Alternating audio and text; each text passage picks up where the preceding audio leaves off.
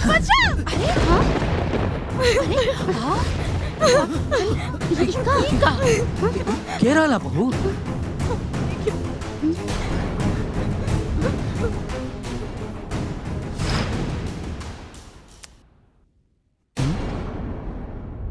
का भइल? हम देखा तनी कुछ दिन से तू हमरा के अपना आप से दूर रखा तारू। का अब हमरा से प्यार नहीं खे? बा प्यार रोवा से, बाकी अभी ई प्यार हम केहू और खातिर जगवले बानी।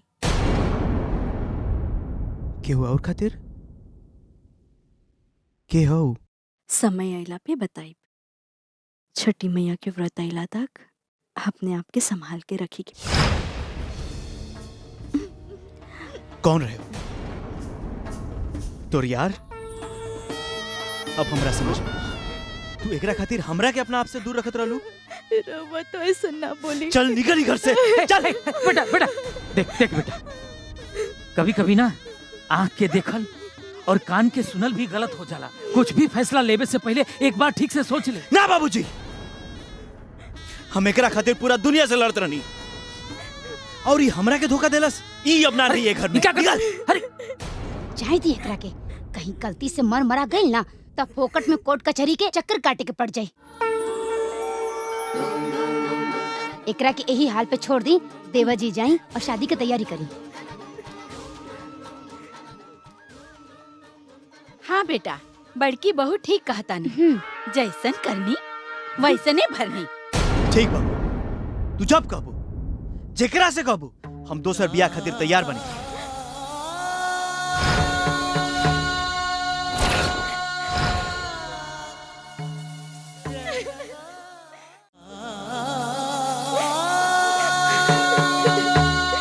अब तक तो हमारे सासू माँ जेठानी हमरा से नफरत करत रहनी, हमरा के घर से भगावे की चाहत रहनी। आज तो हम हमरा पति के नजर में भी गिर गए। जब हमारे प्यारे न रहे तब हम जी के का कर।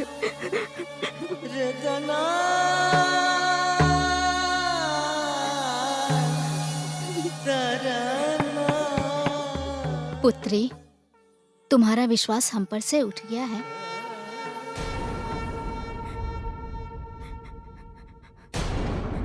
ना माई, राउर पर से तो हमार भरोसा कबो ना उठी।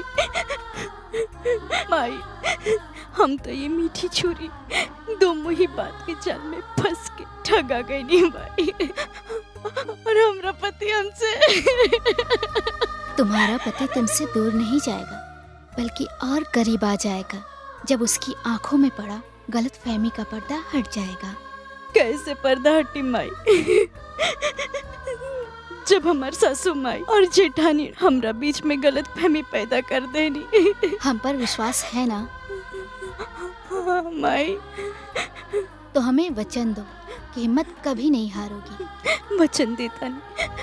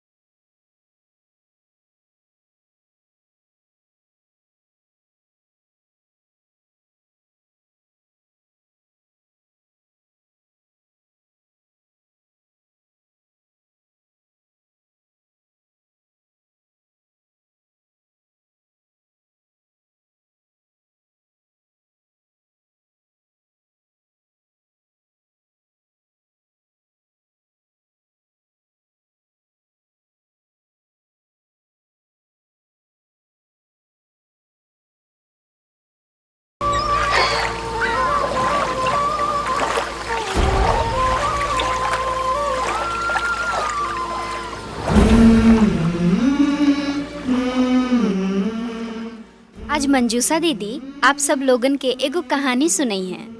ई कहानी है आजमगढ़ सुरहन गांव में रहे वाली छठी माई के भक्त किरण के कहानी।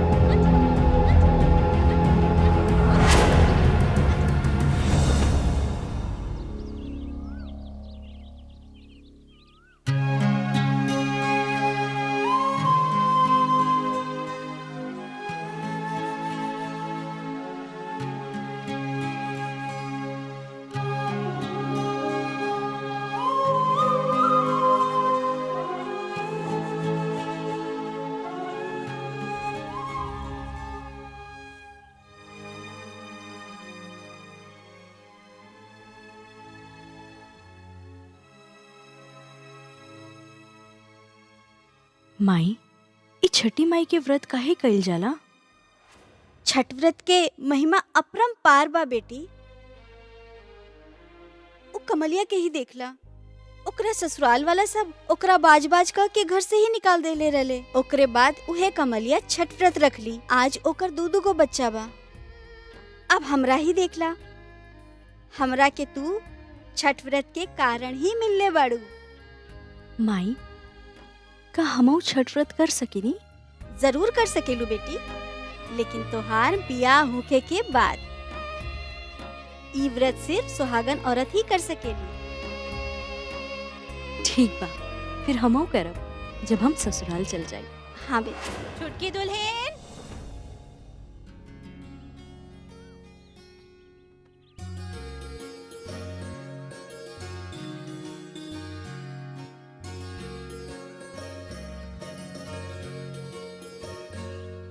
छठी मैया के भीख दे दो।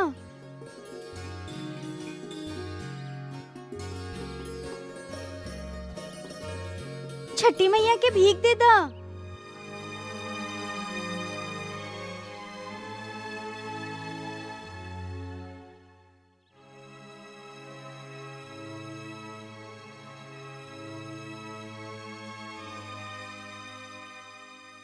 छठी मैया के भीख? अरे बिटिया, तोहरा के छठी मैया के बारे में नहीं खे मालूम? छठी मैया के व्रत करले से कोरिन के सुंदर काया मिल जाला, निर्धन के धन मिल जाला। छठी मैया के आशीर्वाद से बांझिन के संतान प्राप्त होला।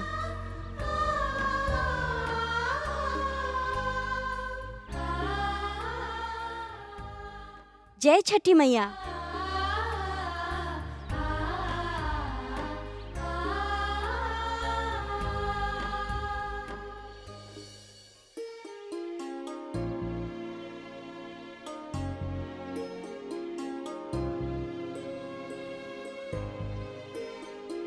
प्रणाम बाबू साहब।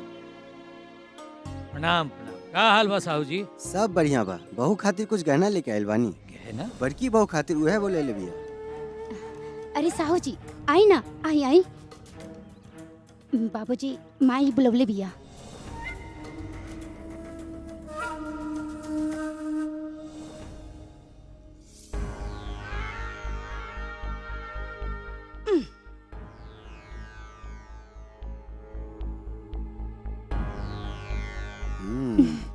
कैसन बा माँ जी? ई निमन बा। ठीक बा ना? हाँ, अगर पसंद बा तो रख ला। हाँ माँ जी, दोनों ले रहल बानी। ठीक लगा था? हाँ रख ली। माई ई कंगन हमरा पसंद बा, हम ले ली। ना, जब तोहार बियाह होखी तब देव, अभी रख दा। माँ जी देखी कितना सुंदर लग रहा बा। वाह, ई तो ओकरा से भी निमन बा। भाभी भाभी भाभी देखी ना, नीचे गहना वाला आइल बा। एगो कंगन हमरा पसंद आइल, बाकी माई लेबे ना देली। उदास मत हुआ। अरे अभी तोहार उम्र तो पढ़ाई लिखाई के बा, है ना? जब तोहार बिया होखे तब तोहरा के मिल जाए। भाभी आप भी जा पढ़ाई करा।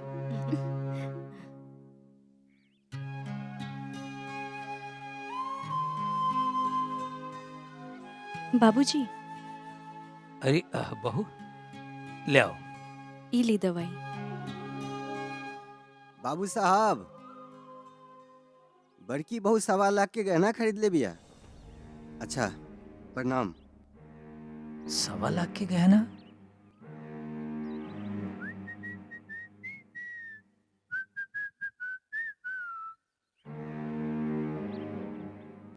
किरण, किरण, किरण, जल्दी आओ यार, कहाँ बाड़ू?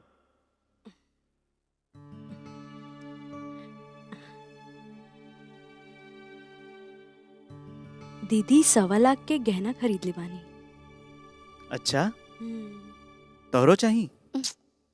काहे? हमार गहना तो रवे बानी।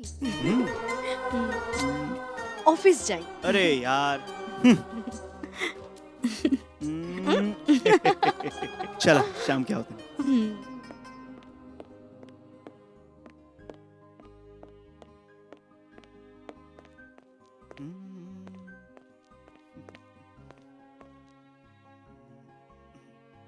ए जी bye. Bye Kiran. Bye by.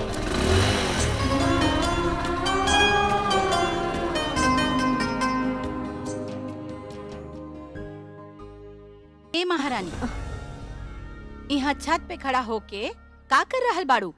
कुछ ना। अगर नैन मटक्का हो गई होके त घर का कुछ काम करला। हाँ चला। पता ना अपने आप की का समझा तारी। हाँ, इके लक्षण कुछ ठीक नहीं खे, हमरा के कुछ ठीक नहीं लगत। हाँ। क्या भइल?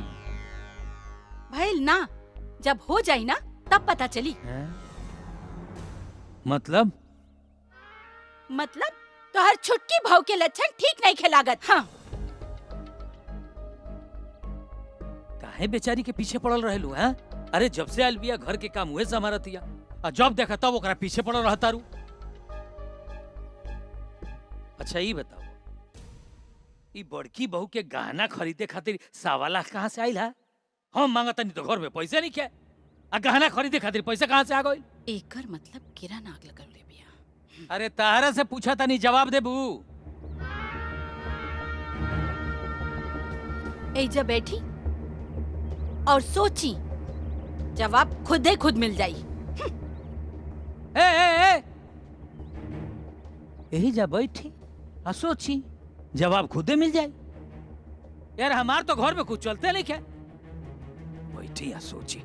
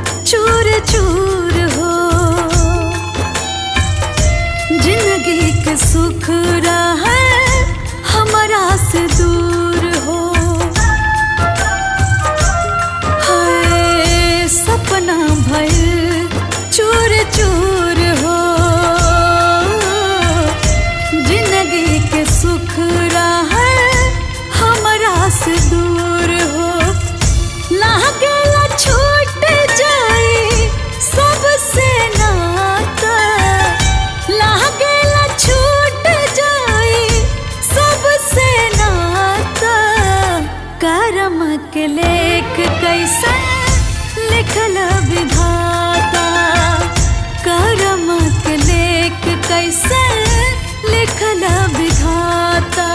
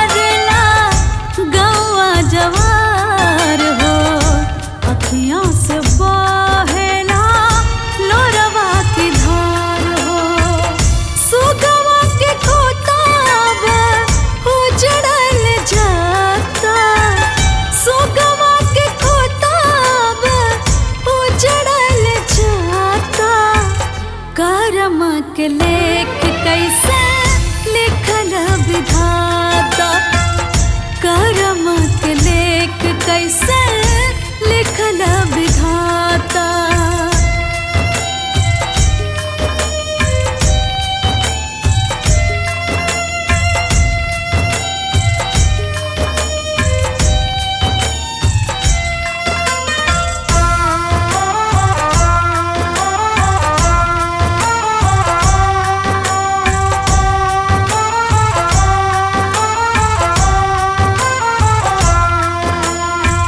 बचपन से दुख अब कतना सही हो, के करा से जाके आपन दुखवा कही हो। है बचपन से दुख अब कतना सही हो, के करा से जाके आपन दुखवा कही हो।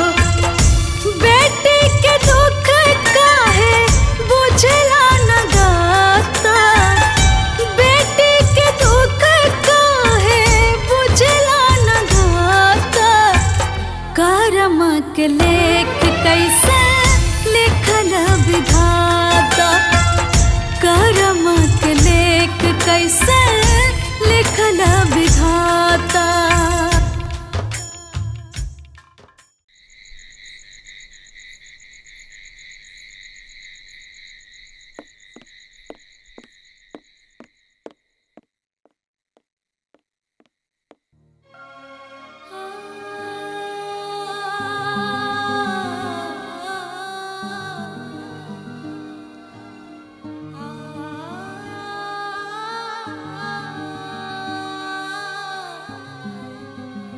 किरण, किरण, किरण, का भाई? कुछ ना। अरे कुछ ना मतलब भइल का बा? आज बहुत काम रहल हा, पूरा दिन काम करके बहुत थक गई हा। रुका, हम अभी माँ से बात करते ए हैं। जी रुकी ना, माई बिया जाई दी, रवा फ्रेश हो जाए, हम चाय लेके आवता नहीं।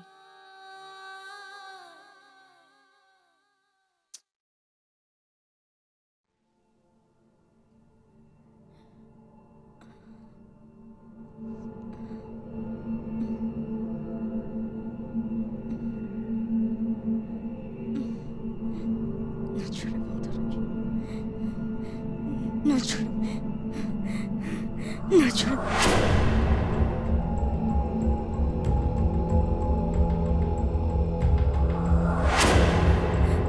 ना छोड़, ना छोड़।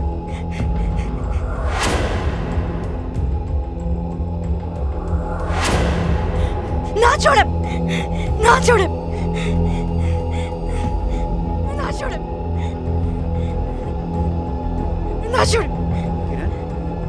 किरण, किरण, ना छोड़, ना छोड़। किरण ना छोड़े। किरण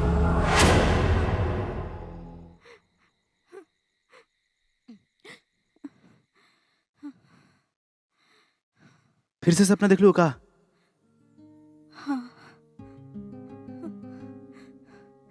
का देख लो सपना में? कुछ याद नहीं है। चलो सो जा, आओ।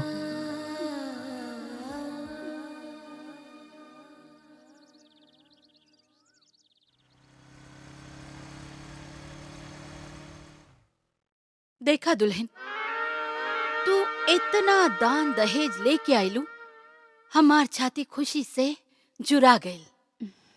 बाकी अमित वो किरण से लव मैरिज करेंगे, हमार अरमान पे पानी फेर देलस। अरे सासू माई, रउआ एक बार हाँ तो बोली, देवर जी के दोसर ब्याह करवा देब। हाँ? लेकिन शादी करे खातिर उ तैयार होखियन तब ना। अरे दुल्हन, ओकर फिकर छोड़ दा, तू लड़की देखे के तैयारी करा, बाकी हम सब संभाल ले। पक्का? ठीक बा, अभी हम फोन लगा बतानी।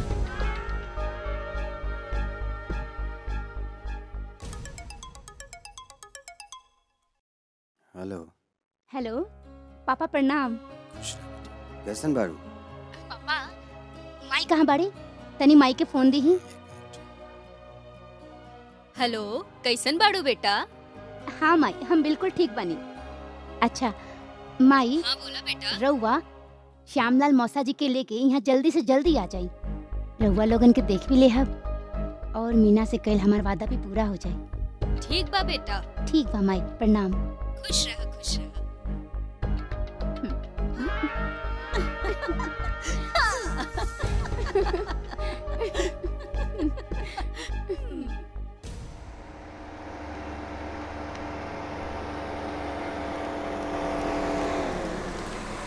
बॉस आवते होते। लो आइए कोई नहीं। लिया हाँ, लिया जा। रखो बेटा। प्रणाम प्रणाम।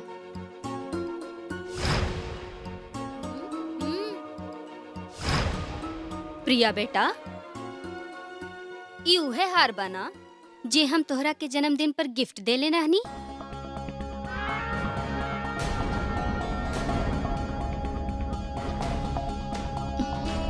और हाँ, ये साड़ी भी हुआ है ना जौन हम तोहरा के कलकत्ता से लाके देले रहनी।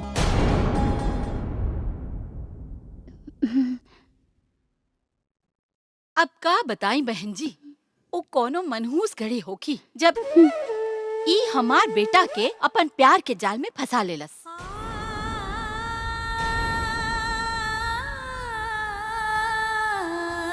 ई त हमार घर के लायक नहीं खे, हमार खानदान के लायक नहीं खे, हमार बेटा के लायक नहीं खे, न दान न दहेज।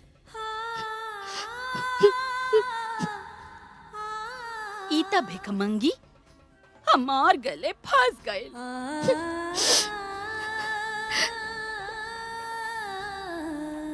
अब बताई हम का करी?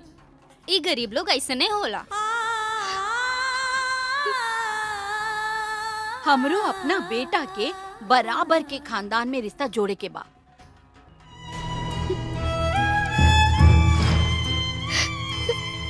पाँच साल हो गई, एगो बच्चा ना दे पाउली।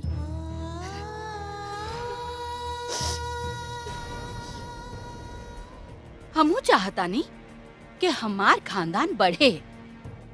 किरण भी यह चाहती है।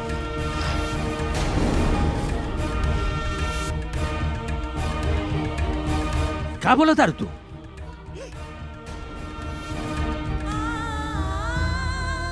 ए माई, श्यामलाल मौसा जी तो आज भी राजी बारन अपन बेटी मीना के बियाह देवर जी के साथे करे खातिर। हम तैयार बनी।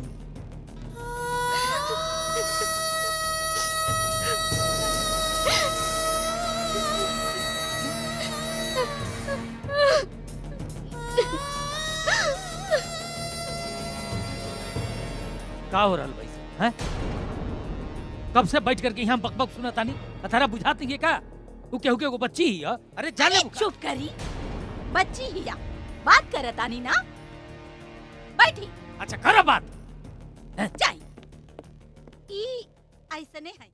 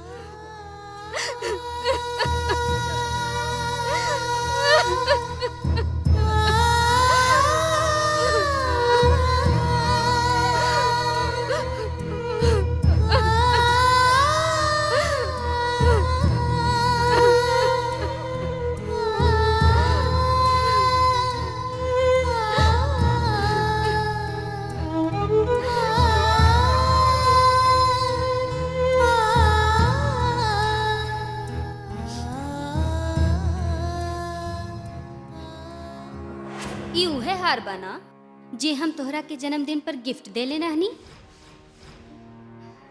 और हाँ, ये साड़ी भी हुआ है ना जौन हम तोहरा के कलकत्ता से लाके देले रहनी।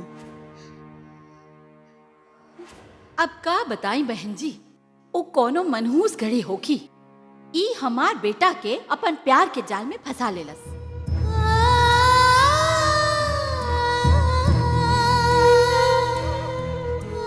पाँच साल हो गए, एगो बच्चा ना दे पाउली।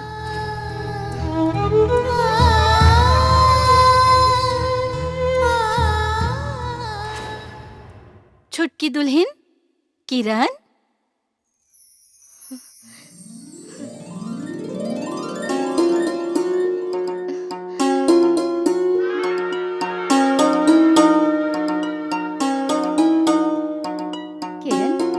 काल हमार माई बाबूजी आ रहल बाड़े, यही से ई कपड़ा और गहना पहन के तो उनके सामने आई है, काहे कि उनका के ना लगे के चाहिए ना कि तोरा पास ई सब नहीं खे।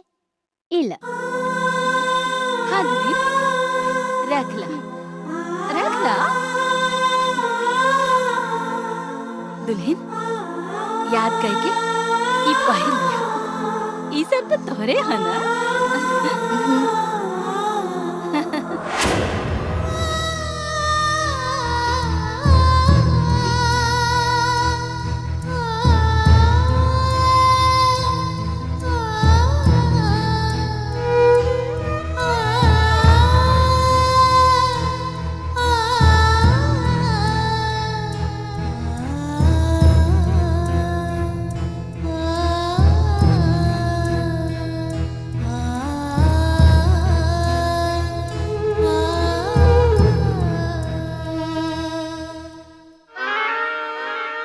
अरे दुल्हन, तोहर मौसा जी तो तोहर माई बाबूजी के साथ चल गई।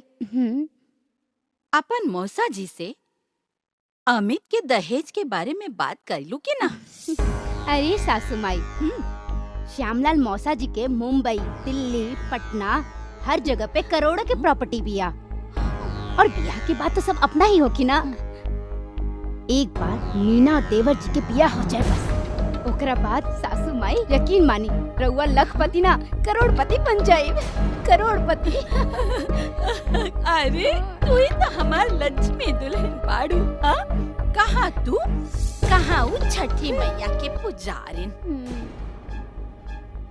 देखत जा कैसे हम उकर लव मैरिज के तोड़वा के मीना के साथे अपन अमित के अरेंज मैरिज करवाए। हाँ, अब देखा हमार सासू चरित्र।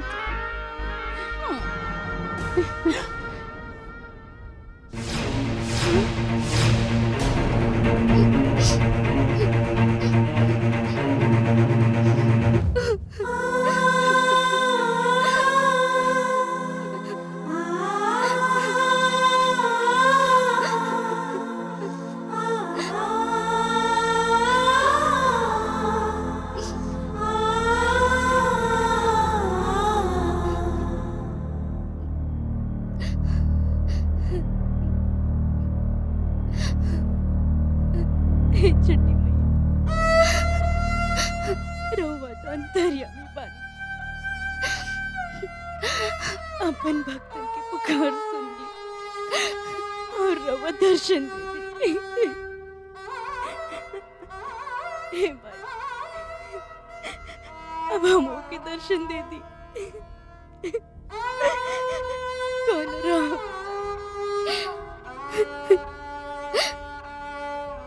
हम तेज के चढ़ जाए। हमार रक्षा करी, हमार रक्षा करी माई। हमरा दर्शन दे दी।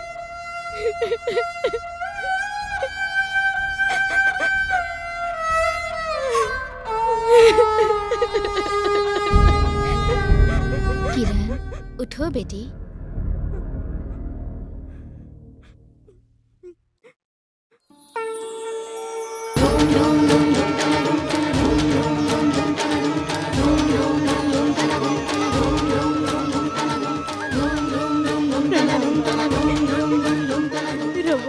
दर्शन दे।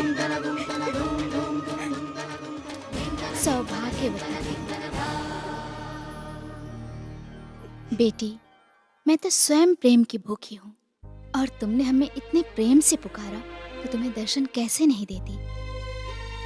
हे छठी माई, हम का करें? हमार सासू माँ हमके दहेज के लालच में हमरा के हमारे पति से अलग करे के चाहता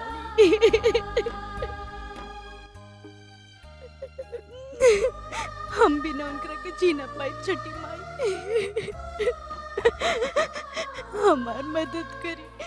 नहीं नहीं पुत्री, तुम तो मेरी संस्कारी और बहादुर पुत्री हो। हिम्मत मत हारो, तुम्हारा कोई चाह के भी बुरा नहीं कर सकता। कर्म करो और फल की चिंता छोड़ दो। हम पे अपनी आस्था बनाए रखो, सदा सुखी रहो।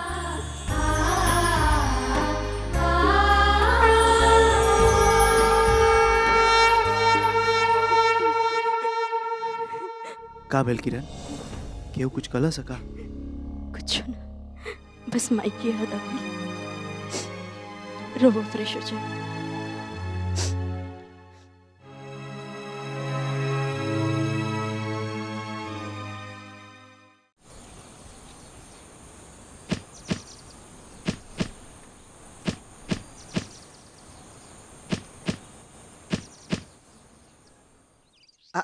आशिकी में तेरी जान जाएगी मेरी।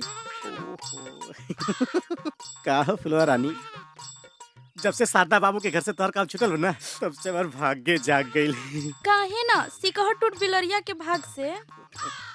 मतलब तो के पता बा, शारदा बाबू के घर के सब काम छोटकी बहुरिया कर रहल बिया, वही खातिर हमरा के घर से निकाल दिया। ये तो खुशी के बात बा। हाय रे हमर कमरिया। का भेल ए फुलवा रानी, का भेल? लाओ हमरा के कपड़ा। ई कपड़ा का करबा?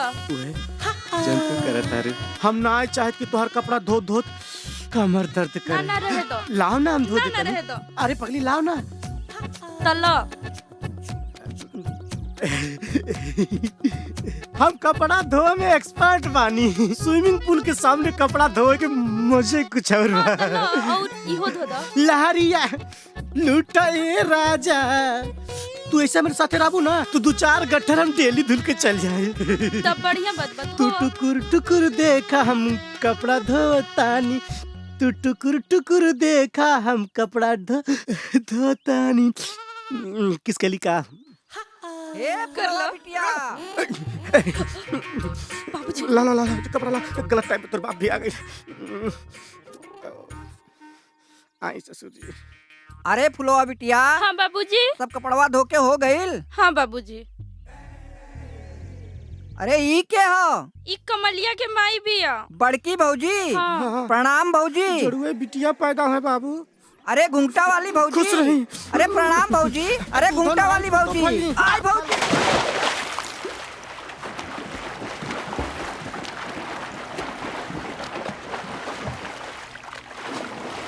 अरे घुंघटा वाली भौजी, कहाँ चल गइलू हमरा के छोड़ के पनिया में? अरे ए भौजी बिना आशीर्वाद देले कहाँ चल गई भौजी?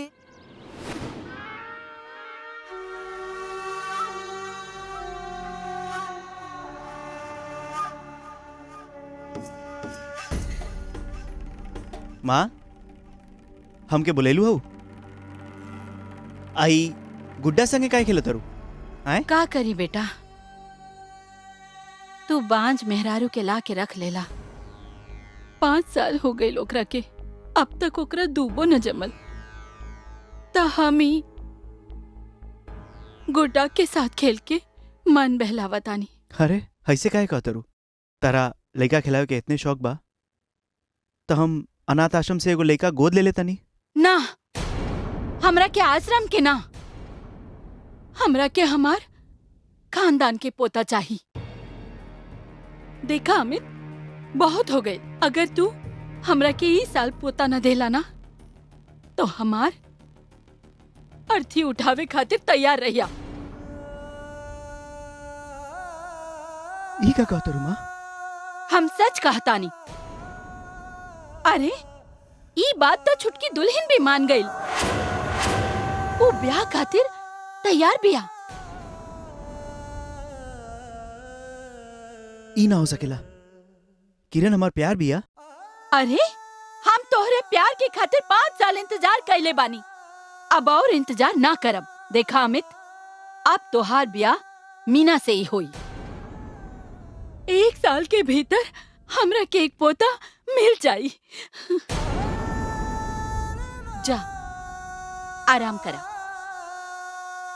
याद रखिया, पोता दहेज वाली बहू या हमारा अर्थी।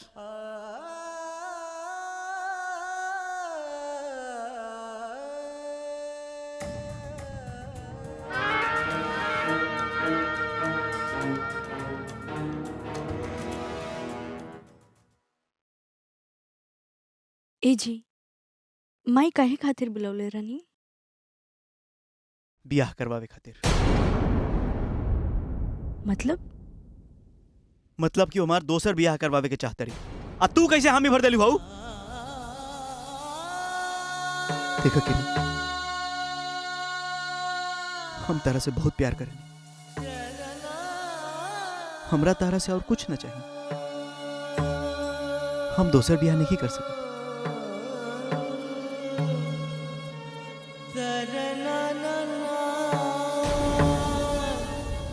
किरण, अरे दीदी। अरे भाभी। आई दीदी। अरे देवर जी, सॉरी डिस्टर्ब तो ना कहीं ना? ना ना, कोनो बात नहीं के। अरे किरण, का बताई, हमरा सर में बहुत जोर से दर्द हो रहा बा। पिंकी जब से पैदा भइल बा ना, तब से का बताई, ई मर्द लोग तो ऐसे ही होला। तनी मसाज कर दा। ठीक बा दीदी, रोवा बैठी, हम मसाज कर देता नहीं। ठीक बा भाभी, हम आवत नहीं। बहुत दर्द हो रहा बा किरण। कोनो बात ना दीदी, छठी मैया सब ठीक कर दी है। चुपचाप मसाज कर दा। और ये छठी वटी मैया के नाम मतला, हमके इस सब पे विश्वास नहीं खे। ठीक बा। आहा, कितना बढ़िया मसाज करेलू किरण तू।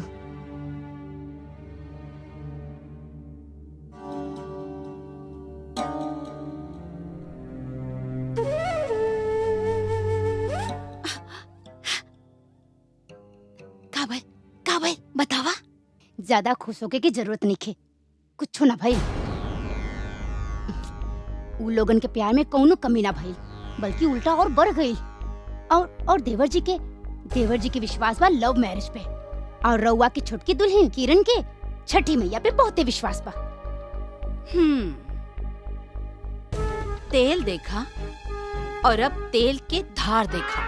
उ छठी मैया के पुजारी के अमित के नजर में ना गिरैनी ना, तो हमार नाम रमाना।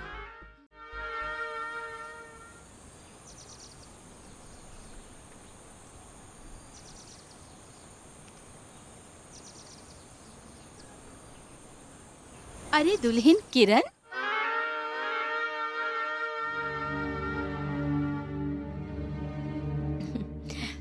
माई प्रणाम। दूधो नहा पूतो फला। हाँ दुल्हन, आशीर्वाद तो दे देनी, बाकी एके सुफल करल अब तोहरे हाथ में बा। हमरे हाथ में? माई है ना, एगो मन करा था कि अमित के दूसर ब्याह करा दी। दूसर मन करा था कि तोहनी के प्यार के जिंदा रख के तोहर कोख जगवा दी। बाकी बड़ा मुश्किल बा दुल्हन, कोख जगावल। बहुत त्याग बा छठी मैया के व्रत रखला में। बताई माई, हम अपन कोक जगावे खातिर हर त्याग करब। रवा बताई हमरा के का करे के पड़ी। अब तू इतना कहतारू तब बतावतानी। अगले छठी मैया के व्रत आवे तक तो के अमित से दूर रह के पड़ी। कर सकबू? ना हो सकी। आज के लड़का लोग ना मनी है। हम मनाए बुनकरा के छठी मैया के व्रत रखला तक रवा हम पे विश्वास करे। हमरा अपना छठी माई पे पूरा विश्वास बा, वो हमार को जरूर भरिए। फंस गईलू हमरा जाल में। अब देखब बिना अमित के पास आइले तो हार गोद छठी मैया कैसे भरी है। माई कुछ कहा तारू? ना दुल्हन, अब हम चलता नहीं। ठीक बा। हाँ? आपन वादा याद रखिए। हाँ हाँ माई। हाँ ठीक बा। हे छठी मैया।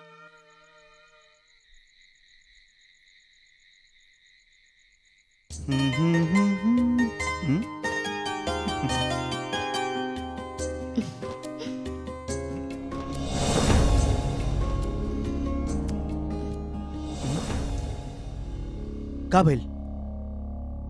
हम देखा तनी कुछ दिन से तू हमरा के अपना आप से दूर रखा तारू। का अब हमरा से प्यार नहीं खे? बा प्यार रोवा से, बाकी अभी ई प्यार हम केहू और खातिर जगवले बानी।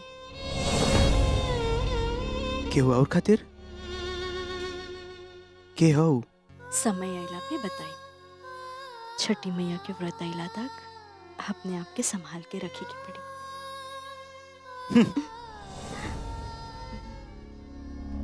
ए जी सुनी ना, सुनी ना। रवा बुरा मान गई नी। सुनी ना। ए जी सुनी ना। आज संडे बा, रवा मूड ऑफ ना करी। हमने के कहीं घूमे के ले चली। वैसे भी कुछ काम बा हमरा। घूमे? जब देखा तब किरण के तरफदारी करत रहनी। अब का हो गइल भाई? अब का हो गइल? अरे ओकरा के माथे पे चढ़ा के रख ले बानी। बाबूजी। हाँ बेटा। आज इतवार बा, हमार ऑफिस के भी छुट्टी बा, तो हम सोचत रहनी है कि किरण के कहीं घुमा ले आई। बहुत दिन से उनकरा कहीं घुमौले भी नहीं की, और उनकरा कुछ काम भी रहे। अच्छा ठीक बा, आराम से जहे लो, जा घुमा के लिए आवा। ठीक बा चलो हो। लड़का वसन खाली घर में रहला से ओकनी के मन लागी।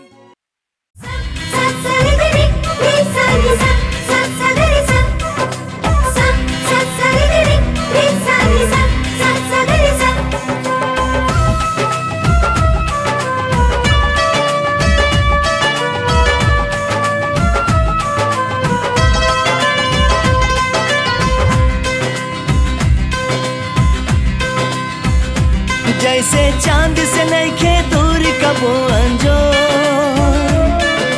पंख बिना ना सोबे कबहू मोर। हो जैसे चांद से नइखे दूर कबो अंजो, पंख बिना ना सोबे कबहू मोर। असही हंसी तोहर चेहरा के कमी बुझाला, हंसलू त लागेला कि फूल झर जाला। हंसलू त लागेला कि फूल झर जाला। हंसलू त लागेला कि फूल झर जाला।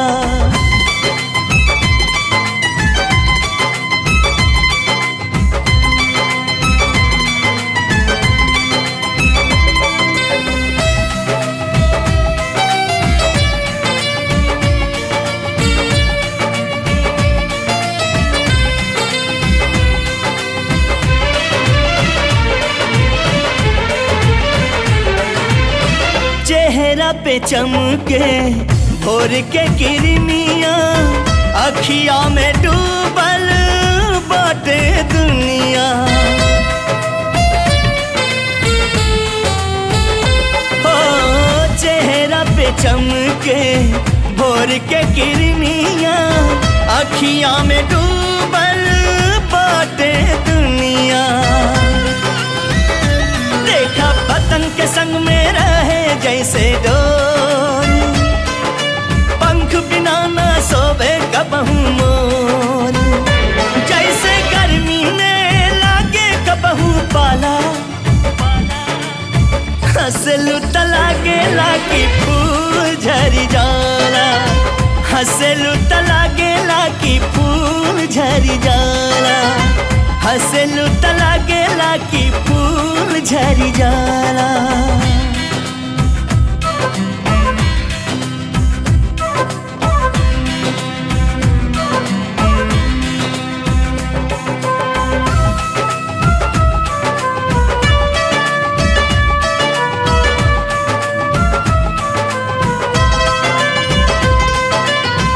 बांधल बतोह से प्रीत के बंधन, तोहरे रंग में रंगल बामन। ओ बांधल बतोह से प्रीत के बंधन, तोहरे रंग में रंगल बामन। जैसे चूड़ी संग में कंगना करे सो, पंख बिना ना सोवे कबहू मोर। जैसे फूल के बिना गूथे नाही माला, हंसलू त लागे लागी फूल झरी जाला। हंसलू त लागे लागी फूल झरी जाला। हंसलू त लागे लागी फूल झरी जाला।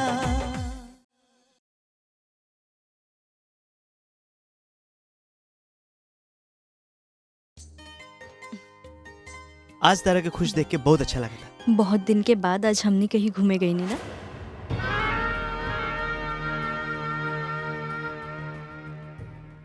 भाभी इधर आई ना। हाँ आवता नहीं। हाँ बबुनी बोला। भाभी हमके भी खाना बनाए सिखा दी ना। ठीक बा, अभी तो सब्जी काटत तारू, धीरे धीरे खाना बनावल भी सीख जाएबू। वाह वाह दुल्हन वाह, इतना बढ़िया भोजन बनौले बड़ी, हमरा माई के हाथ पौले बड़ी। बाबूजी और दाल ली। अरे बेटा बहुत हो गई। अच्छा ले आओ साधा देता नहीं, ढेर हो जाएगी लेकिन। अरे बाबूजी हऊ कंडक्टर वाला सीटिया तो अभी खाली होई। अच्छा बहुत तरह चिंता होई बा।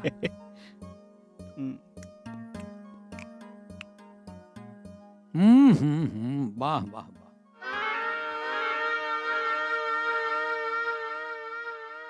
अरे दुल्हन, ई कोनो खाना बा? देखा ई कैसन खाना बा? हाँ माई, और इस सब्जी में तो मसाला भी नहीं खे। तेलो नहीं खे, गरीब जैसन खाना बनौले बिया। का माई छोटकी भाभी इतना अच्छा खाना बनौले बड़ी, फिर भी रुआ उनकर बुराई करता नहीं। भाभी खाना बहुत बढ़िया बा। चला मजबूरी में खा ला।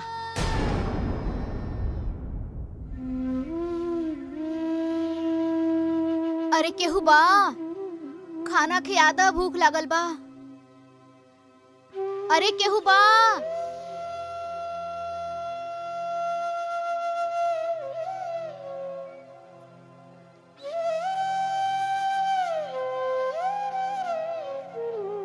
अरे घर में केहू बा, बहुत जोर के भूख लागल बा। अरे केहू बा घर में।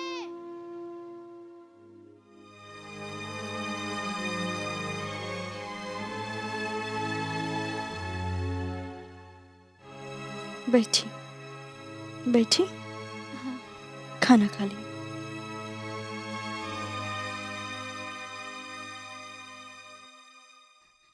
खेबू बेटी? रवा खाली हमार पेट छठी मैया भर दी है।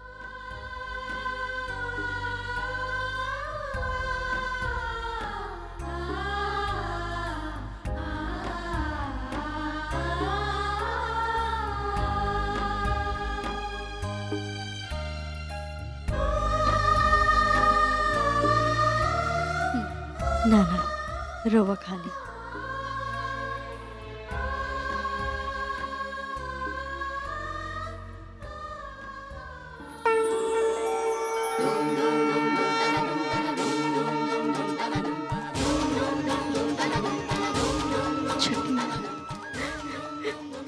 छठी मैया प्रणाम। हे छठी मैया। यही सच्चा दान होता है पुत्री। जो आवश्यकता से ज्यादा रहने पर दे उसे दान कहते हैं, किंतु जो अपनी जरूरत का त्याग करके दे उसे महादान कहते हैं। और तुमने तो महादान किया है, किसी की आत्मा को तृप्त किया है हम पर विश्वास करके। तुम धन्य हो, सदा सुखी रहो, तुम्हारा कभी बुरा नहीं होगा। जय छठी।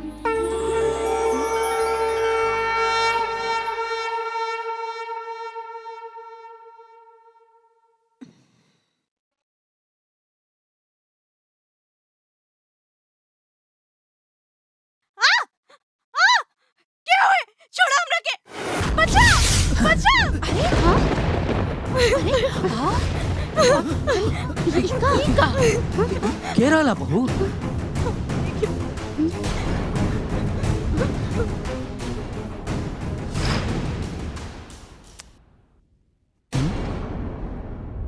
का भइल? हम देखत तनी कुछ दिन से तू हमरा के अपना आप से दूर रखत तारू। का अब हमरा से प्यार नहीं खे? बा प्यार रोवा से, बाकी अभी ई प्यार हम केहू और खातिर जगवले बानी। केहू और खातिर? के हो? समय आइला पे बताइब। छठी मैया के व्रत आइला तक अपने आप के संभाल के रखी के। कौन रहे हो? तोर यार? अब हमरा समझ में तू एकरा खातिर हमरा के अपना आप से दूर रखत रहलू। रवा तो ऐसा ना बोली। चल निकल घर से। चल बेटा बेटा देख देख बेटा, कभी कभी ना आंख के देखल और कान के सुनल भी गलत हो जाला। कुछ भी फैसला लेवे से पहले एक बार ठीक से सोच ले। ना बाबूजी, हम एकरा खातिर पूरा दुनिया से लड़त रहनी और ये हमरा के धोखा देलस। ई अब ना रही है घर में। निकल। अरे चाहे दी एकरा के, कहीं गलती से मर मरा गई ना तब फोकट में कोर्ट कचहरी के चक्कर काटे के पड़ जाए। एकरा के यही हाल पे छोड़ दी, देवा जी जाई और शादी की तैयारी करी। हाँ बेटा, बड़की बहू ठीक कहता नहीं। जैसन करनी वैसने भरनी। ठीक बाबू, तू जब कहबो जेकरा से कहबो हम दोसर बियाह खातिर तैयार बनी।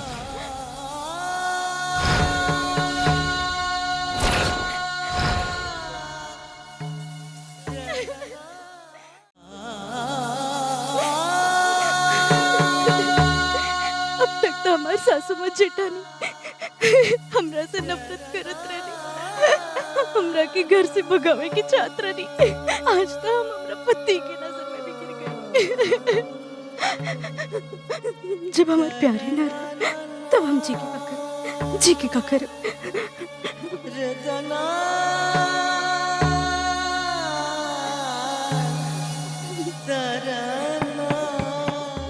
पुत्री, तुम्हारा विश्वास हम पर से उठ गया है।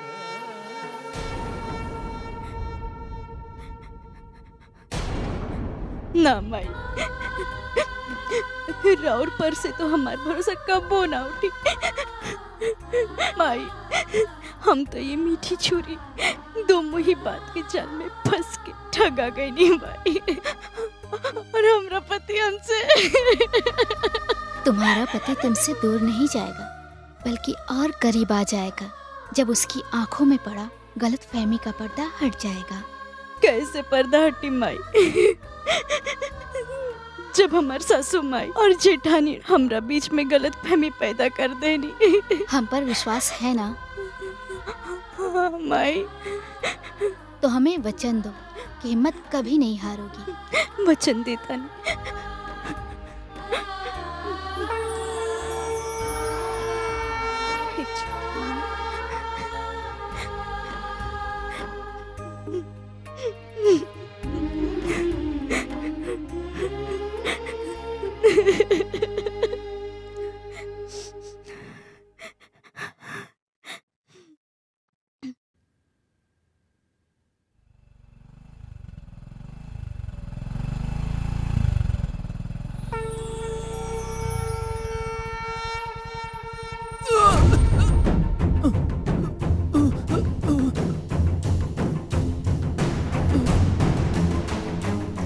अरे एकरा तो मिर्गी आ गई।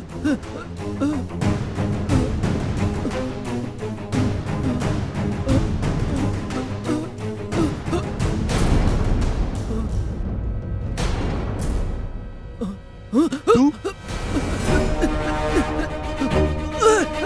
ए रुक।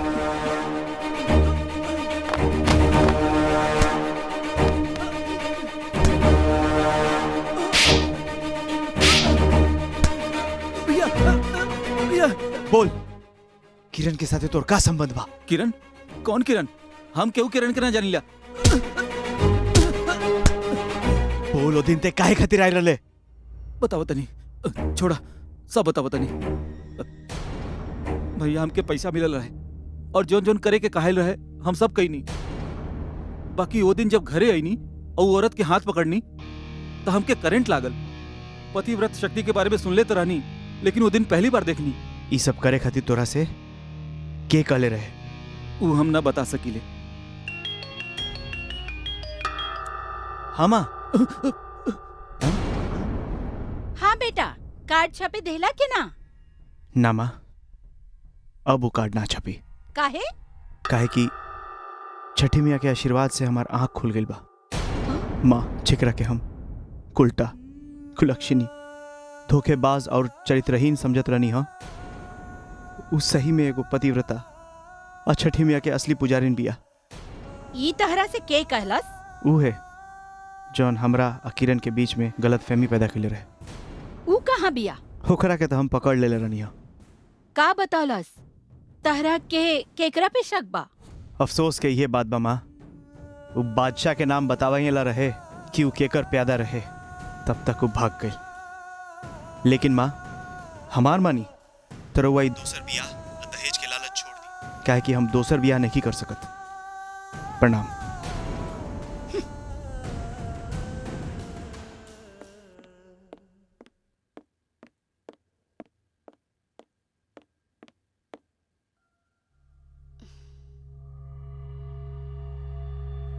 किरण,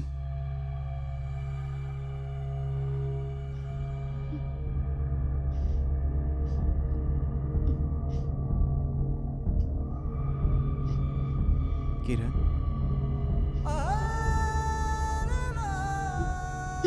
हम ही लायक तो नहीं कि तरह से माफी मांग सकी।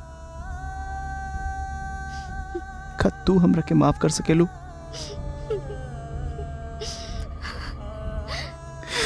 हम तरह के भूल के भी ना भूल पाएम किरण। I love you. हम तरह से बहुत प्यार करेंगे।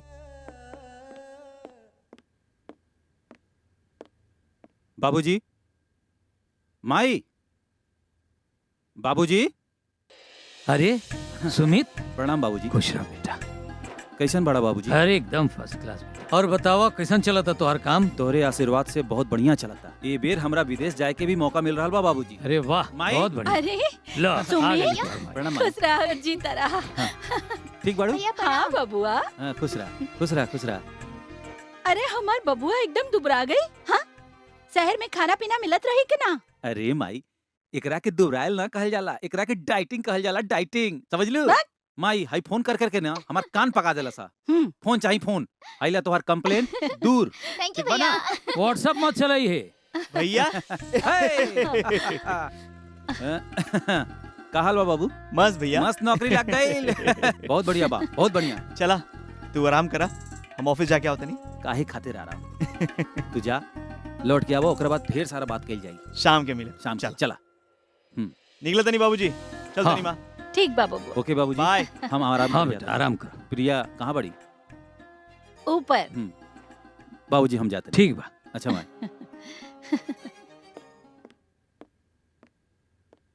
तू आज से डाइटिंग काहे नहीं शुरू करो?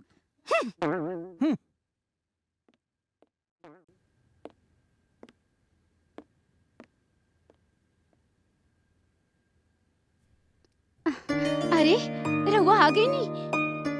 आ गई नी। कैसन बाड़ू? हम ठीक बानी, रहुआ बताई कैसन बानी? बिल्कुल बढ़िया। और सब बढ़िया, लेकिन आवे में कोनो तकलीफ तो ना भइल ना? बिल्कुल ना भाई। और बतावा। हाँ।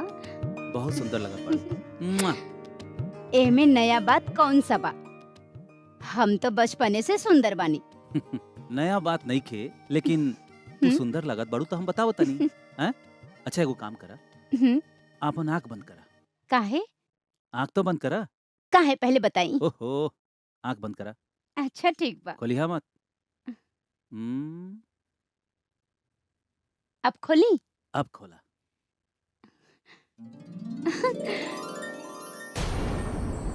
ठीक लागल?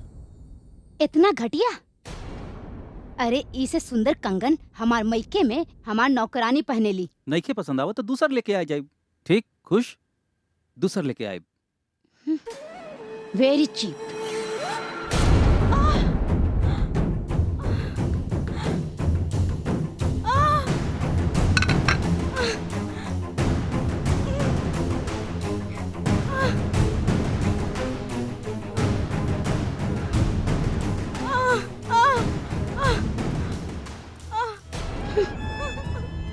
भाभी, भाभी का भइल? का भेल बहू? वो हम चाय लेके आवत रहनी, दीदी जेठ जी पे कंगन फेंकनी, वो हमके लग गई।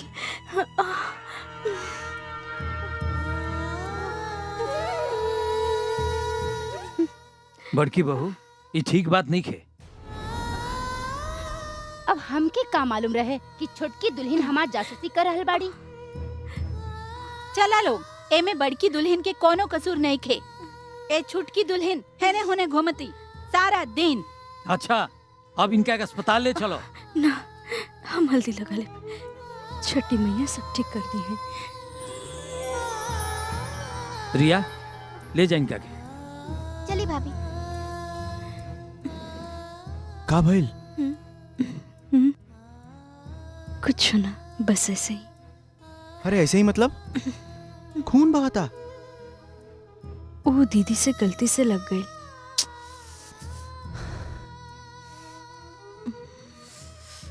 भाभी भी ना।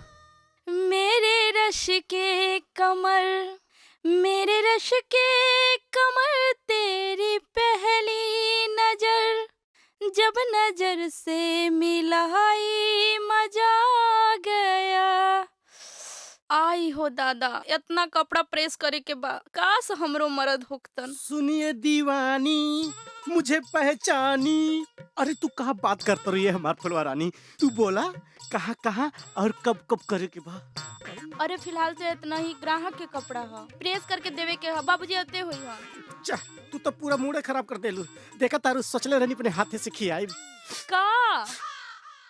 नीला ब्रदर्स की ई आइसक्रीम। का? आइसक्रीम है, नीला तिवारी की दुकानी से लाता नी। तू ही खा। अरे तू खा, बैठ के चाटा, हम तुहार सब कपड़ा प्रेस कर दे और फिर कल जाए मूड फ्रेश। ठीक बा, ता कर दो। अल्लाह चटला। चलो तू प्रेस करो। तुझे देखा तो ये जाना सनम, प्यार होता है दीवाना। सनम निक लगता। बहुत बढ़िया बा। नीलाभ तिवारी के दुकान के आइसक्रीम हो तो निके ना लगी। महंगा बा, दुकान है। देर ना हो जाए कहीं, आबू तनी, देर ना हो जाए। बस बस रहे दो, कपड़ा प्रेस करो, रोमांटिक मत बना। अरे आ गई हमारी लव स्टोरी की विलन। चुप जा चुप जा। ओ छठी माई के पूजा नावा करे हो दुनिया। अरे बिटिया। हाँ बाबूजी। कपड़वा सब प्रेस हो गईल? हाँ बाबूजी, सब प्रेस हो गईल। सारे ग्राहक के? हाँ बाबूजी। अरे वो बाबू साहब के कपड़वा हाँ बाबूजी सब प्रेस हो हो गए गइल ना? ठीक बा बिटिया। बाबूजी रहुआ बैठी हम चाय लेके आवा हाँ तानी। जल्दी लावा बिटिया, बहुत ठीक तलब बा। लागल बिया। आय राम। बड़ा थकान लग जाला। का करी बाप है नू, जब तक बिटिया के ब्याह कई के डोली में ना बिठा दे तब तक चैन कहाँ मिली विंध्या के। हे भगवान जल्दी से कौनो बर बता दी, हम अपना बिटिया के ब्याह कर दी। हे भगवान। अरे फुलवा बिटिया। हाँ बाबूजी जल्दी लाओ रे, आवत कपड़वा नहीं बहुत आवत नहीं। दुखाता। ली बाबूजी चाय। आहा लाओ। अरे वाह लाओ बिटिया बचाई एकरा लाओ। के। आप बढ़िया चाय बनोले। बाबूजी जल्दी चाय पी ली ना, उ कपड़ा देवे के होखी। अरे पिए दा बिटिया, कितना दिन बाद ये अदरक वाली चाय मिलल ह। पिए दा पिए दा। कैसे उठाई बाबूजी के? बाबूजी जल्दी जल्दी पी ना। अच्छा चला चला, बहुत जल्दी बात हो रहा के। चला चला लावा सब कपड़ा लावा, लावा जल्दी बांधा। चल चल जल्दी चल, ना तो चलिए बाबूजी, सुजीत बाबू इतनी की जल्दी डांट चलिए। सुने की पड़ी। चल चल चल जल्दी चल।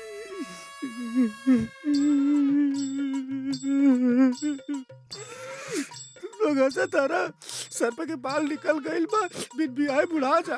बड़ी मुश्किल से पुलवा मिलल बा, लागत वहू में हमारे फोके वाला ससुर हमार कबर तोड़ देले बा। जाते नहीं हमू।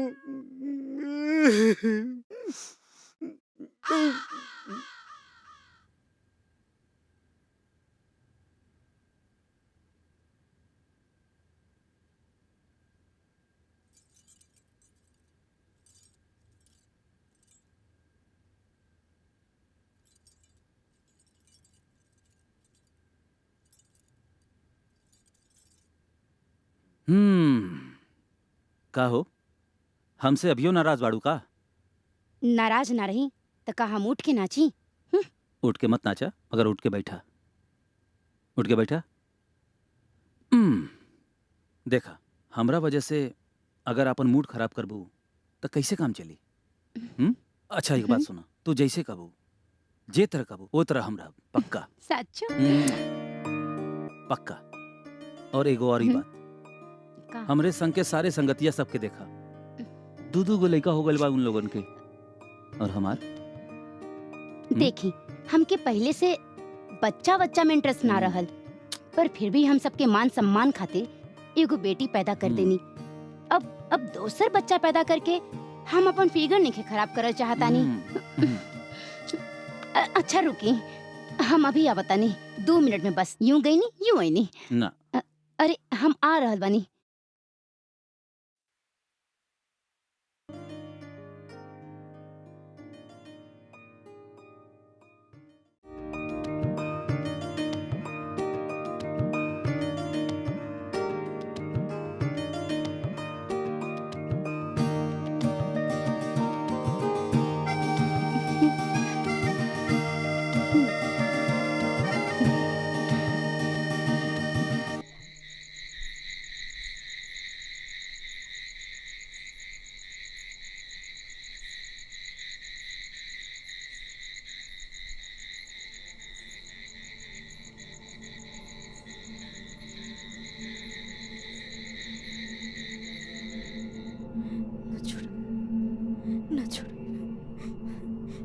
मार दे।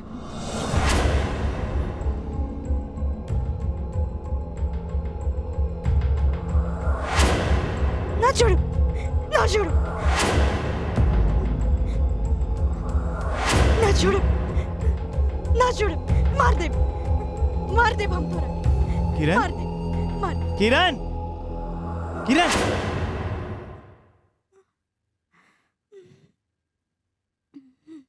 फिर से वही सपना देख लो।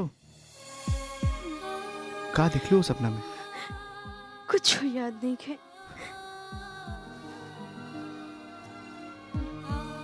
आओ।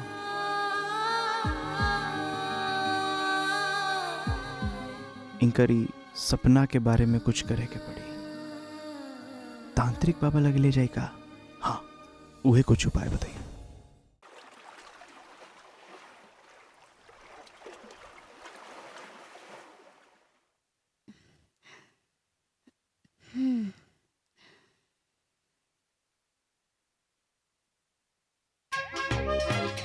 ना माँ जी।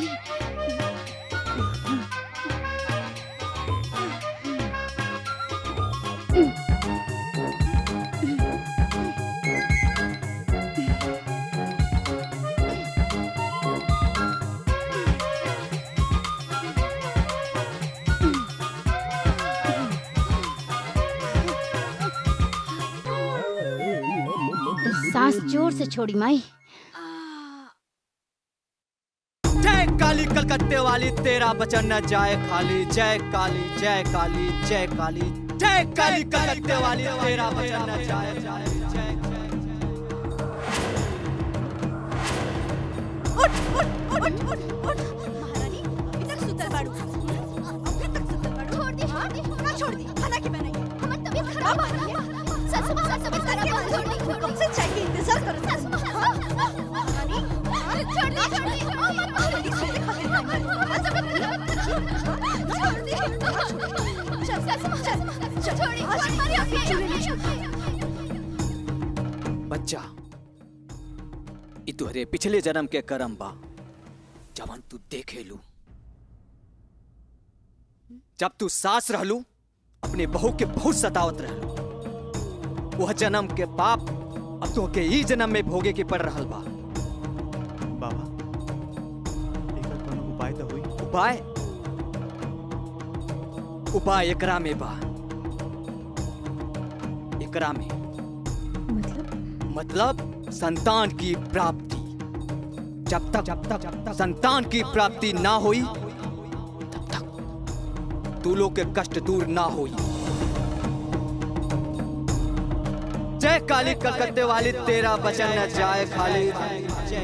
कीला बच्चा माँ के दरबार में जे भी आयल बा ओकर मन्नत जरूर पूरा भइल बा। माँ तोहार भी मन्नत पूरा करिए। जा। प्रणाम बाबा। प्रणाम।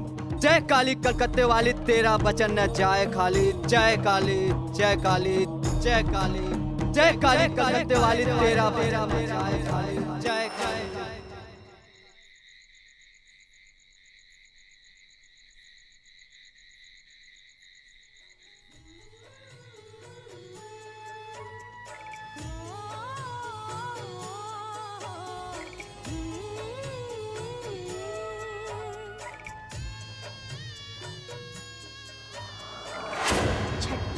महिमा अपरंपार बा बेटी। ओ कमलिया के ही देखला। ओकरा ससुराल वाला सब ओकरा बाज बाज कह के घर से ही निकाल देले रहले। ओकरे बाद उहे कमलिया छठ व्रत रखली। आज ओकर दू गो बच्चा बा। अब हमरा ही देखला। हमरा के तू छठ व्रत के कारण ही मिलने बाड़ू। अरे बिटिया छठी मैया के महिमा महान होला। सुहागन के सुहाग अमर होला। छठी मैया के व्रत करले से कोड़िन के सुंदर काया मिल जाला। निर्धन के धन मिल जाला। छठी मैया के आशीर्वाद से बांझिन के संतान प्राप्त होला। जय छठी मैया।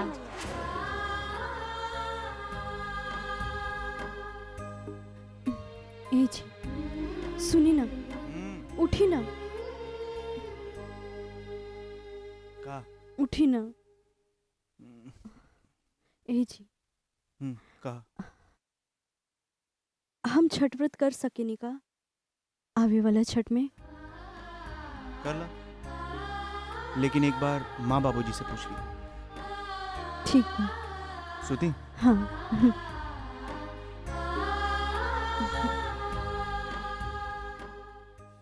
राम जानकी बैठे हैं मेरे सीने में। श्री राम जानकी बैठे हैं मेरे सीने। बाबूजी। हाँ बेटा। रवा से एगो बात पूछी? हाँ हाँ पूछा ना। ओ छठी मैया के व्रत करे के चाहता नहीं, का हम कर सके? अरे हाँ हाँ काहे ना बेटा, ये तो बढ़िया बात करही के चाहिए। करा, बिल्कुल करा। श्री राम जानकी बैठे हैं मेरे सीने।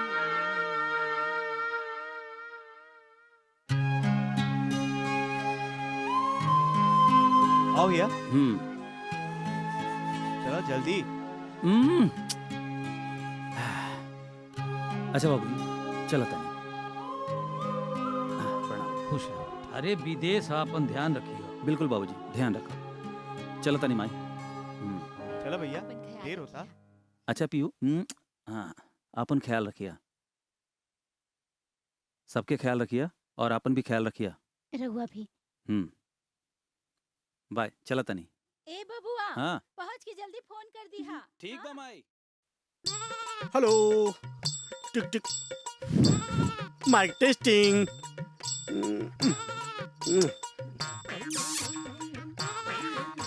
मिला न तू तो हम घबराई, मिलो तो आँख चुराई, हमें का हो गइल बा। Hello hello hello hello hello hello hello hello.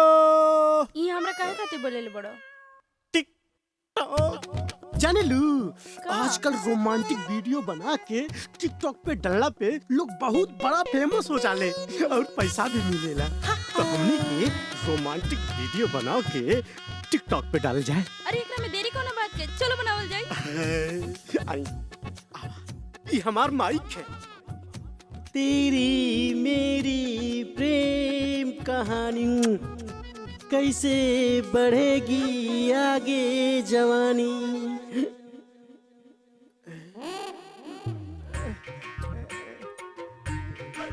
आज हम इस जीवन के नाच होगा बहुत होगा। अरे ये खड़ूस कहाँ से वीडियो में आ गई? सच है कि सपना है? अरे हमर बाबूजी बड़े। अरे धर्मेंद्र के नाती हम तोरा के खड़ूस लागता नहीं। रुक रुक रुक बताओ तानी तोरा के, रुक बताओ तानी तोरा के, रुक रुक रुक 1 मिनट का 1 मिनट। हम तोहर सामान गोड़ धरता नहीं। हमरा का दबाद बना ली। तोहरा के दामाद बना ली। तू कुछ बन के दिखावा। आदमी तो बन गई नहीं, अब का हाई बन के दिखाई का? आदमी बन गईला। रुका बताओ तानी। अरे फ्री में दामाद बना ली, दहेज ना चाहिए। सुनी ना ससुर जी। तू यहाँ का करत रहलू? अरे बाबूजी वो हमरा संगे टिकटॉक के रोमांटिक वीडियो बनावत रहे। टिकटॉक बनावत रहे? केहू के संगे भी टिकटॉक बनेबू का? हाँ हाँ अब लठिया दारा तोरा के। आज के बाद अगर तू ओकरा संगे मिल गइलू ना तो हमरा से बुरा केहू न होखी। चल तोरा के बताओ तानी घरे। चल तोरा के का लागत है? जब तू ओकरा से मिललू हमके पता ना चलल? सब पता बा। छुटकी दुल्हन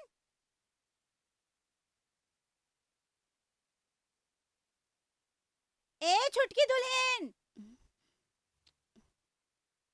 अरे जल्दी आवा।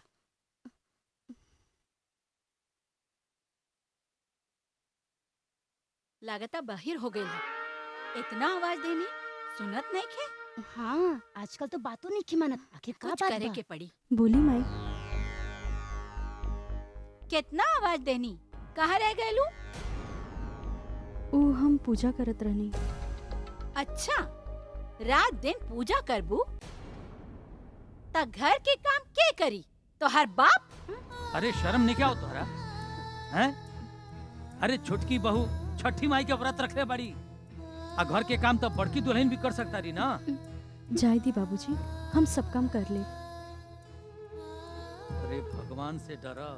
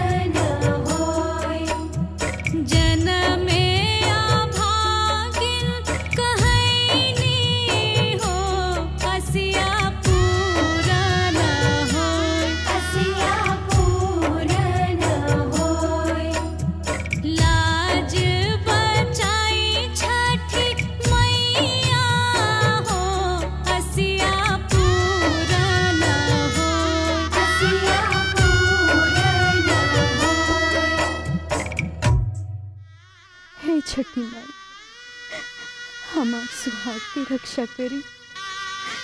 हमार सास हमार पति की दूसरा शादी करावे की चाहता नहीं। अगर और हमार कोख ना भरनी, हमरा के बच्चा ना भाई, तो हमार पति हमरा से दूर चल जाए। हे छठी माई, हमार कोख भर दी माई, अपन भक्त की इज्जत रख ली माई।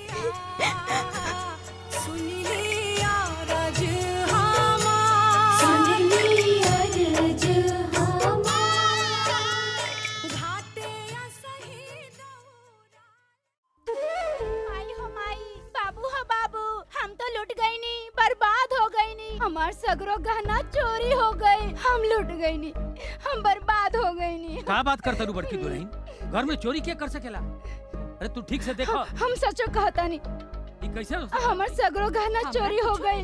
हमार अलमीरा में एको को गहना नहीं खे माँ जी।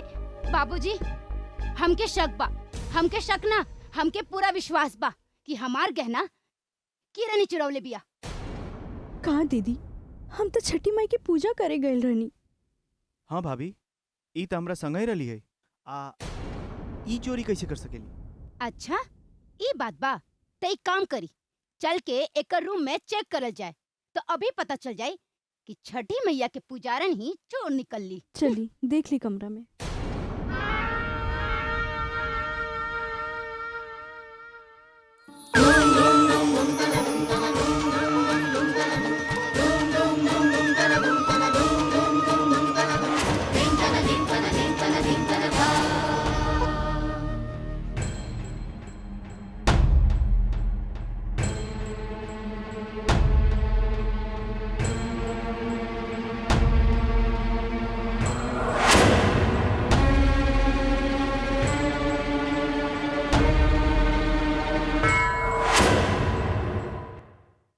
देख लेनी भाभी, अब रउआ रूम के चेकिंग हुई।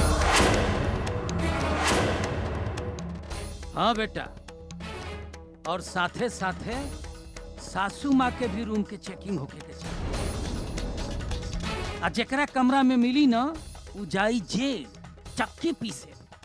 चला चला तो तो तो तो तो तो तो।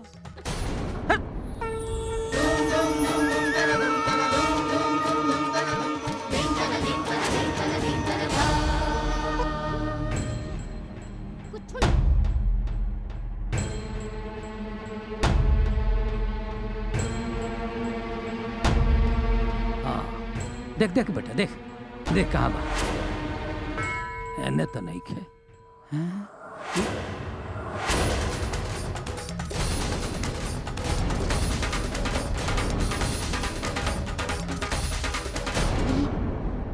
हमरा अलमारी में कैसे आ गई? तू हमरा के फंसा दे लू। हम तो किरण के अलमारी में रख ले रहनी, पता नहीं रउआ अलमारी में कैसे आ गई पोटली।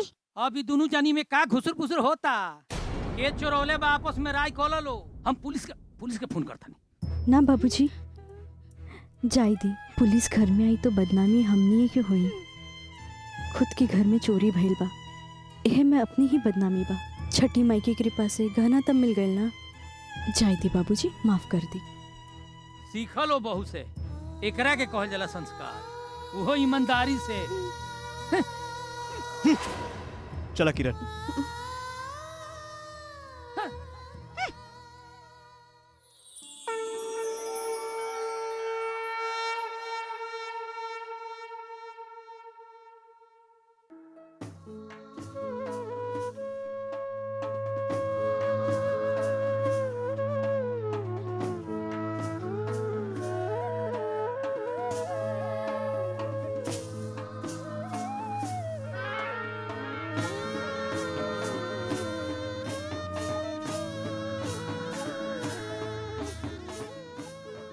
लागत आज एक समय आ गए।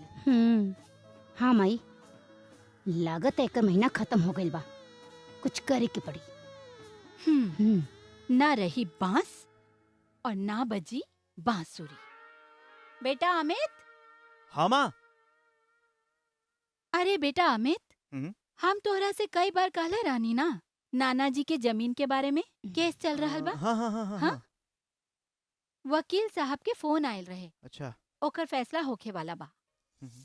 तू जल्दी से कागजात लेके वकील साहब के दे दा, हाँ? और सारा मामला अच्छी तरह से समझ लिया। ठीक बा माँ, कहिए जाए के बा? अभी बेटा जल्दी जाके तैयार हो जा। अभी? हाँ। ठीक बा, चल जाए। हाँ।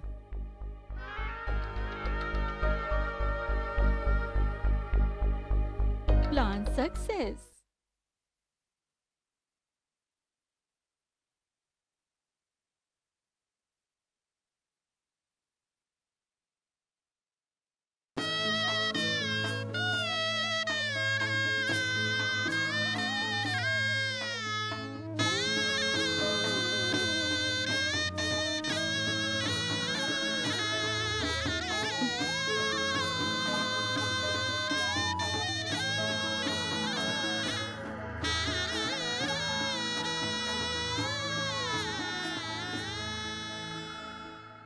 का इरादा बा? इरादा?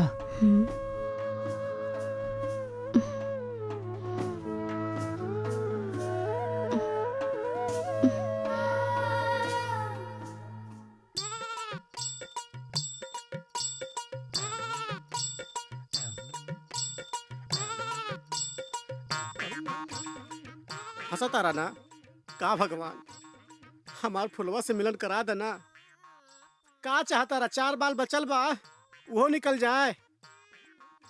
गांव के सारा लड़कन के शादी हो गई, बस हम ही कुंवारा बानी। देखा एक दिन फांसी लगा के हम कुंवारे आत्महत्या कर ले।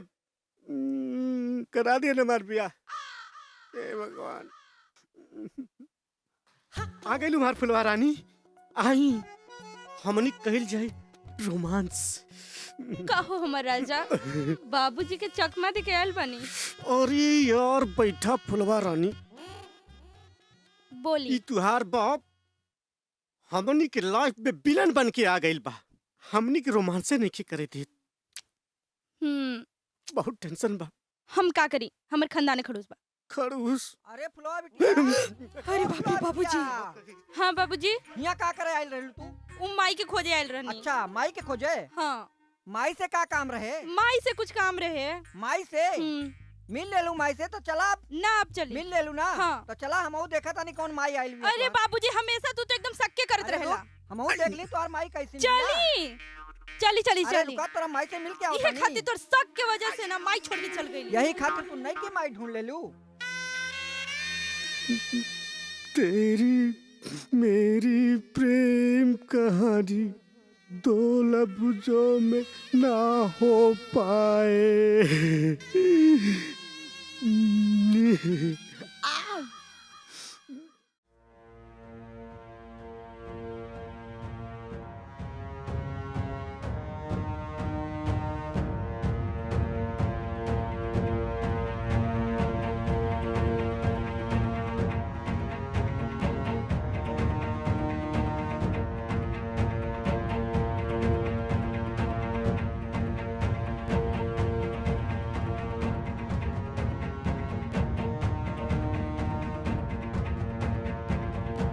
बताओ 20 दिन हो गए, अमित का अभी रे कोनो खबर नहीं खे।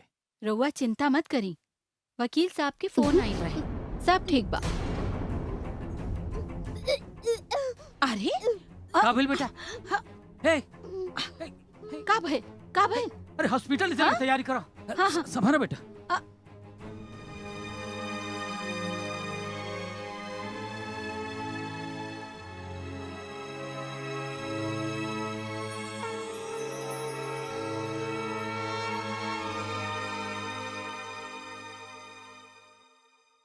बधाई हो शारदा बाबू, आप दादा बनने वाले हैं और भाभी जी दादी। डॉक्टर साहब, हमार बहू कैसन बाड़ी? अभी तो एकदम ठीक है। सब कब और कैसे हो गई? हमार प्लान फेल हो गई। ज्यादा काम मत करवाइएगा, ठीक है? राउर बहुत बहुत धन्यवाद। प्रणाम शारदा बाबू।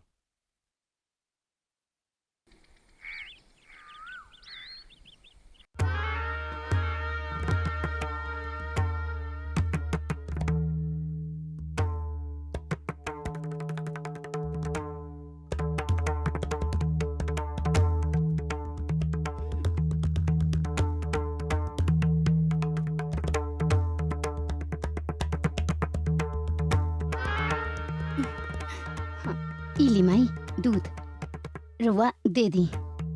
छुटकी दुल्हन किरण,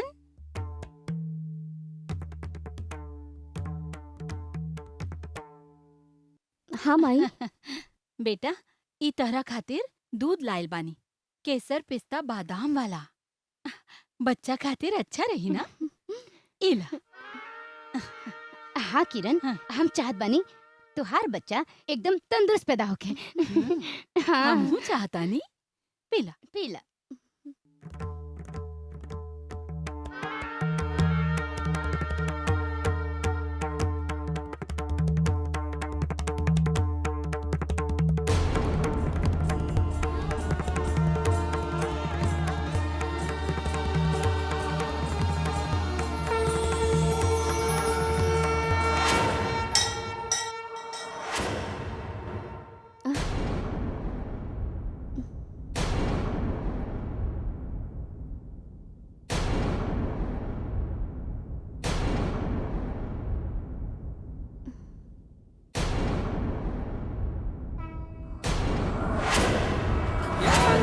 सर्वभूतेषु शक्तिरूपेण संस्थिता नमस्तस्ते नमस्तस्ते नमस्तस्ते नमो नमः।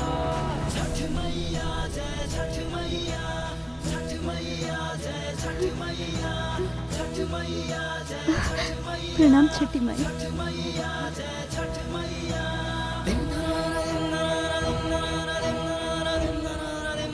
तुम नारी नहीं बल्कि नारी जाति के नाम पे कलंक हो। तुमने मेरे भक्त को इतने कष्ट दिए, मैं देखती रही, लेकिन आज तुमने इसके दूध में जहर मिलाकर इसे मारने की कोशिश की। अच्छा, तुमने एक बार भी नहीं सोचा कि इसके गर्भ में एक बच्चा पल रहा है?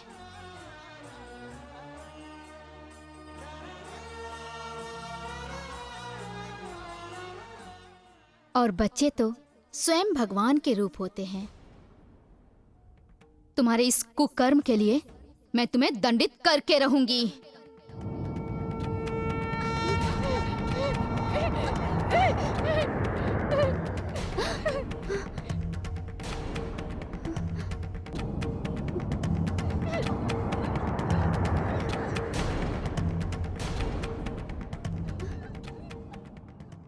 माई इलो यही लायक रहला, जैसन करनी वैसन भरनी।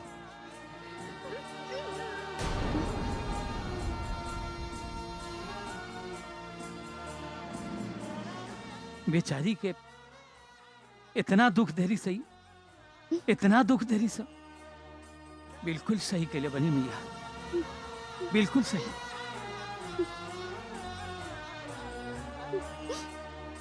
हे छठी मैया, माफ कर दी लोग के तका भई लगर ये लोग के अंदर इंसानियत नहीं खे। हर एगो औरत होते हुए भी एगो औरत के ऊपर इतना अत्याचार कैलस लोग।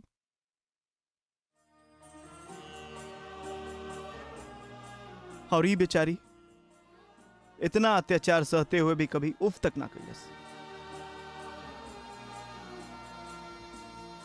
सिर्फ हमरा प्यार कर, झूठा चोरी के इल्जाम, हमरा किरण के अलग करावे के साजिश। अजानते रो किरण, ओ दिन जौन आदमी तार हाथ पकड़ ले रहे, ऊ साजिश भी इहे लोग कैले रहे लोग।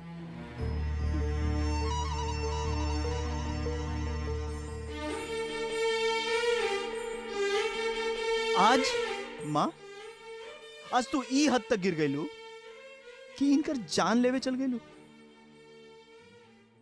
ई जानते हुए कि इनका कोख में एगो मासूम जान पल रहल बा।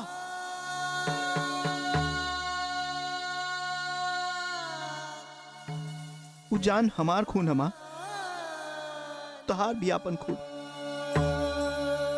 छी! हे छठी मैया, ये लोग के बुद्धि दी, हम माफ कर दी लोग के। नहीं, मैं इन्हें माफ नहीं करूंगी। अगर आज हम सही समय पर ना आए लती छठी माई, तो हमके तो इहो सब पता न चलत। ई हमर माई और तू हमार मेहरारू। घिन आवता तू लोगन पर। माफ कर दी माई, आज सही समय पर आगे नहीं, सब देख लेनी माई। तोरा के बहुत ज्यादा अपना पैसा पे बहुत घमंड बाना, और तू माई लोभी लालची पैसा से हमरा खरीद ले बड़ तू लोग। अगर आज छठी माई की कृपा न रहत तो हमके कुछ ना पता चली। घिन आवता, एकरा से घटिया और कौनो काम ना मिलल तोनी लोगन के। माफ कर दी माई, माफ कर दी माई। माई, इनकरा के माफ करते माई, ये हमार विनती बा। नहीं, हम इन्हें दंड दे के रहेंगे, ताकि हमारे किसी भी भक्त को कष्ट देने से पहले इनकी दुर्दशा ही लोगों के लिए सबक बनेगी। माई, ये हमार सासू माँ और जेठानी बड़ी, इनकरा के माफ कर दे माई। नहीं, ये इस लायक बिल्कुल नहीं है कि इन्हें माफ किया जाए। माई, इनकरा के माफ कर दी माई, ये हमार विनती बा। ठीक है, तुम्हारे कहने पर मैं इन्हें माफ करती हूँ। या देवी सर्वभूतेषु शक्तिरूपेण संस्थिता नमस्तस्ते नमस्तस्ते नमस्तस्ते नमो नमः। या देवी सर्वभूतेषु शक्तिरूपेण संस्थिता। छठ मैया जय छठ मैया, छठ मैया जय छठ मैया। प्रणाम छठी मैया, जय छठ मैया, छठ मैया जय छठ मैया। हमरा से गलती हो गई। छठी मैया हमरा के माफ कर दी। हम ना समझ पानी कि हमरा परिवार के सबसे बड़ा धन और दहेज किरण बिया, छोटकी बहू तो हमरे घर की लक्ष्मी बिया। हे छठी माई, माफ कर दी हमरा के। दुनिया में नारी ही सबसे महान होती है और नारी का दर्जा सबसे ऊंचा होता है।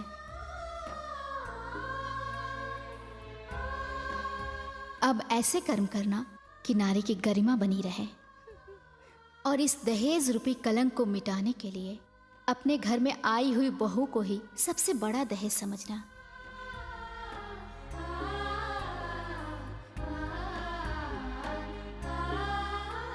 सदा सुखी रहो। जय छठी मैया।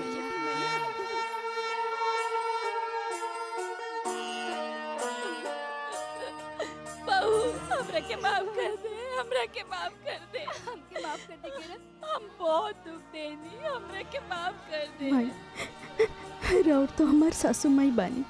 लड़की लोग जब भैया से अपन माई छोड़ के आवेले तो वो ससुराल में दूसर माई के रूप में सासू माँ पावेले। हमके माफ कर दी बाबूजी, हमसे भूल हो गई। बेटा, कोनो बात ना माई, हमरा माफ तोरा के अपन गलती के एहसास हो गई। कोनो बात ना माँ, प्रायश्चित हो गया। देखलू, हम दादा बन गए नी, और हम दादी बन गई नी। और हम बड़की माई बन गई नी। और हम बड़का पापा। हम बुआ बन गए नी। अब बाबूजी, हम पापा बन गए नी। प्रेम से बोलो लो छठी मैया की जय। ई रहल छठी मैया के भक्त किरण के कहानी। सबे बोली छठी मैया की। पहले के मर्दा शान से जिए बन के पानी दहार, आज के मर्दा औरत से भी ज्यादा करे सिंगार। अच्छा ही बात बा। सच कहबे त आँच लगी हमारी चाचो सभा भाई। आज के मौगी लाज शरम सभता खाप भइली जाई।